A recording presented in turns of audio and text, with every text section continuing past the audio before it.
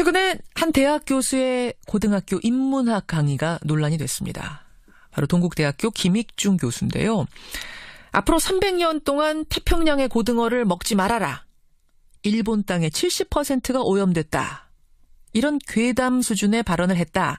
근데 이 교수가 문재인 정부의 탈원전 정책을 수립했다. 이런 얘기가 보수 언론을 중심으로 나오더니 급기야 자유한국당 정우택 대표까지 가세를 했습니다. 이런 제2의 광우병 수준 괴담을 말하는 교수 말에 문 대통령이 현혹이 돼서 탈원전 정책을 밀어붙이는 거 아닌지 걱정이 된다. 이런 말을 한 거죠. 자, 동국대학교 김익중 교수 본인의 이야기를 좀 들어보고 싶습니다. 직접 만나보죠. 동국대 의대 미생물학과 김익중 교수입니다. 김 교수님 안녕하세요. 예, 안녕하세요. 먼저 사실관계부터 좀 확인을 드릴게요. 네. 교수님이 새 정부의 탈원전 정책 수립하는 데 있어서 핵심적인 역할을 했다. 사실입니까?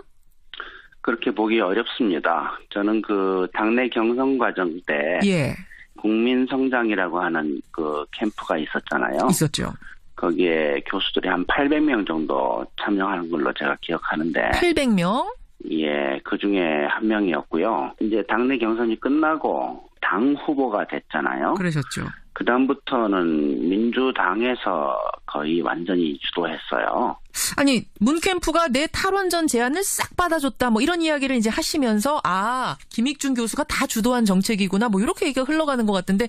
일단 이제 탈원전을 제안했는데 그걸 받아들였다 이런 얘기죠. 싹이라는 얘기는 네 가지를 제가 강의할 때 6년 전부터 쓰던 슬라이드인데. 예. 근데 탈원전 하기 위해서는 지금 이제 에너지 효율화 해야 되고, 그다음에 원전 살살 줄여야 되는데 줄이는 방법이 수명 연장하면 안 되고, 새로 건설하면 안 되고, 그다음에 모자라는 전기는 재생 가능 에너지로 만들고 이렇게 해야 되는 거거든요. 예. 그 네 가지를 6년 내내 저는 주장하고 있었는데, 예, 이번 정부에서 이게 정책이 됐다. 그런 의미로? 그럼요. 그런 의미에서 어쨌든 내가 6년 동안 주장하던 게 이번에 들어갔다라는 의미인 거지. 내가 핵심적으로 이번 정책을 주도했다라는 의미로 얘기하신 건 아니라는 말씀. 그렇죠. 그렇다면은 이 탈원전의 소신을 가지고 괴담을 퍼뜨리고 다닌 사람이다라는 부분을 한번 짚어보겠습니다. 괴담. 앞으로 300년 동안 고등어, 명태, 대구 절대 먹으면 안 된다. 이런 강의를 고등학생들한테 하셨다. 이게 지금 이제 보수 언론에서 중점적으로 얘기하고 있는 부분인데 진짜 그러셨어요? 절대란 말을 빼면 맞습니다. 300년 동안 쭉 먹지 말아라라고 하신 거는 너무 과장 아니냐? 여기에 대해서 어떻게 생각하세요? 방사능 오염이 300년 지속한다라는 거는 원자력계의 정설입니다. 그건 이제 세슘 반감기의 10배를 보통 얘기를 하기 때문에 300년은 거기서 나온 얘기고요.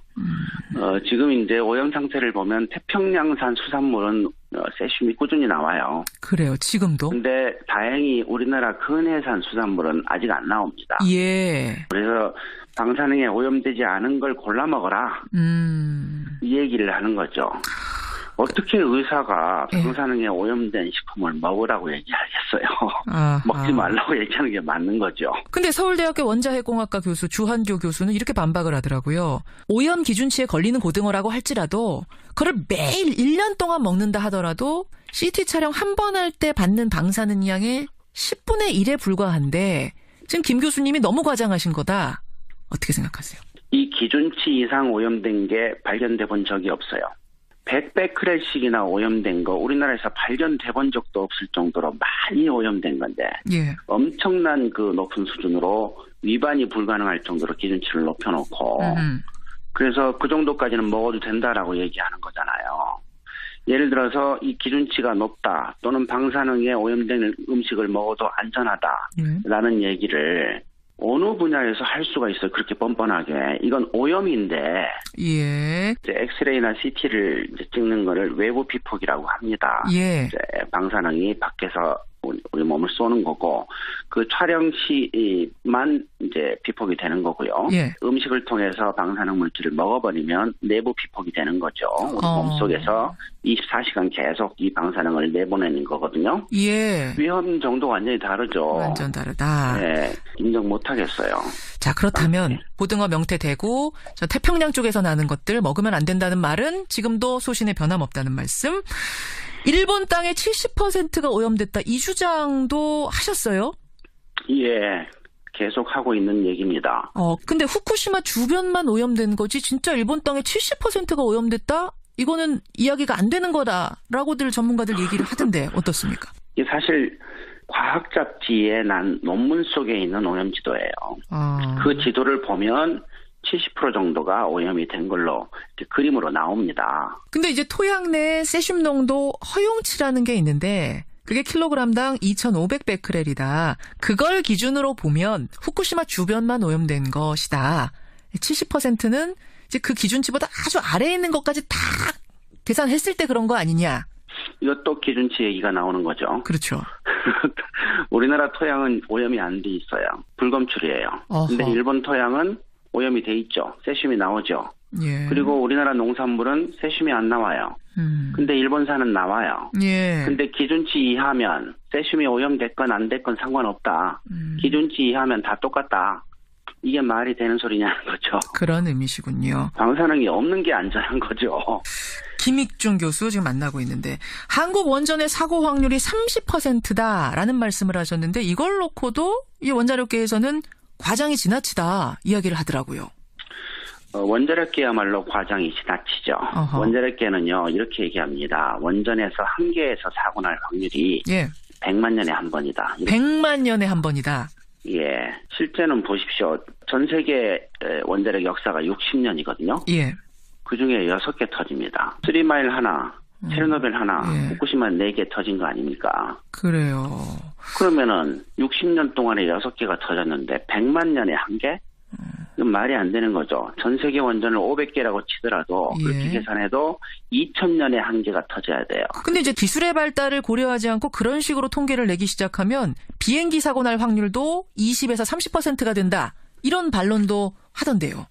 단순한 통계 맞습니다. 예. 그렇지만 틀린 통계는 아니고요. 그리고 원자력계가 얘기하는 100만 년에 한 번이라고 하는 그 말이 안 되는 확률보다는 훨씬 더 현실을 설명하죠.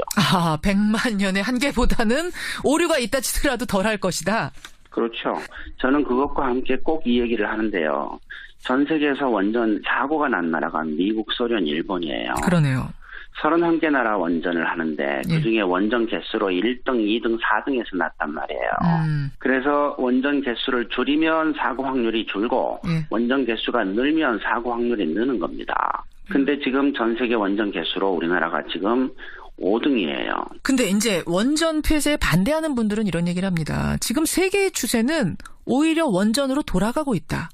2010년까지 탈원전하기로 했던 스웨덴도 여전히 원전 쓰고 있고 핀란드는 심지어 새로 짓고 있다. 이런 추세를 봐야 된다. 왜냐하면 기술이 그만큼 발전했기 때문에. 어떻게 생각하세요? 셋 다 팩트가 아닙니다. 그래요? 세계 원전 개수는요.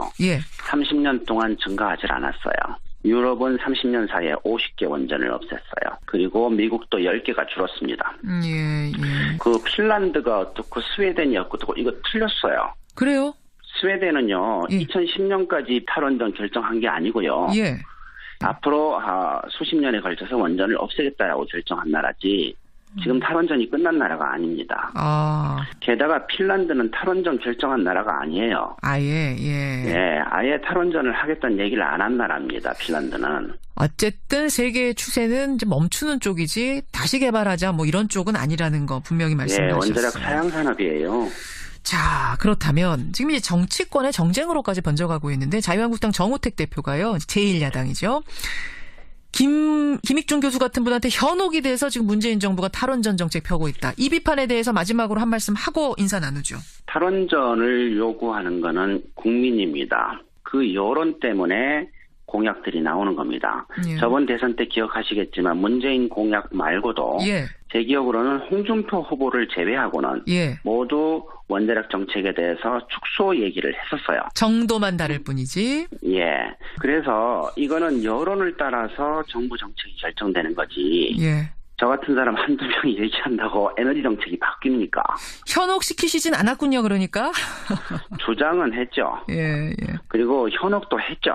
그렇지만 그 현혹을 전 국민이 하고 있다는 얘기죠. 알겠습니다. 여기까지 오늘 말씀을 듣도록 하죠. 김익중 교수라는 이름이 원전 찬성론자들 사이에서 워낙 높게 비판이 되고 있길래 도대체 이분이 어떤 생각을 가지고 계시는 건가 오늘 하나하나 좀 팩트체크해봤습니다. 인터뷰 고맙습니다. 예, 수고하십시오. 예, 동국대학교 의대 미생물학과 김익중 교수였습니다. 6년 내내 저는 주장하고 있었는데 예, 이번 정부에서 이게 정책이 됐다. 아, 그런 의미로? 그럼요. 그런 의미에서 어쨌든 내가 6년 동안 주장하던 게 이번에 들어갔다라는 의미인 거지 내가 핵심적으로 이번 정책을 주도했다라는 의미로 얘기하신 건 아니라는 말씀. 그렇죠. 그렇다면은 이 탈원전의 소신을 가지고 괴담을 퍼뜨리고 다닌 사람이다라는 부분을 한번 짚어보겠습니다. 괴담. 앞으로 300년 동안 고등어, 명태, 대구 절대 먹으면 안 된다. 이런 최근에 한 대학 교수의 고등학교 인문학 강의가 논란이 됐습니다. 바로 동국대학교 김익중 교수인데요. 앞으로 300년 동안 태평양의 고등어를 먹지 말아라. 일본 땅의 70%가 오염됐다. 이런 괴담 수준의 발언을 했다. 근데 이 교수가 문재인 정부의 탈원전 정책을 수립했다. 이런 얘기가 보수 언론을 중심으로 나오더니 급기야 자유한국당 정우택 대표까지 가세를 했습니다.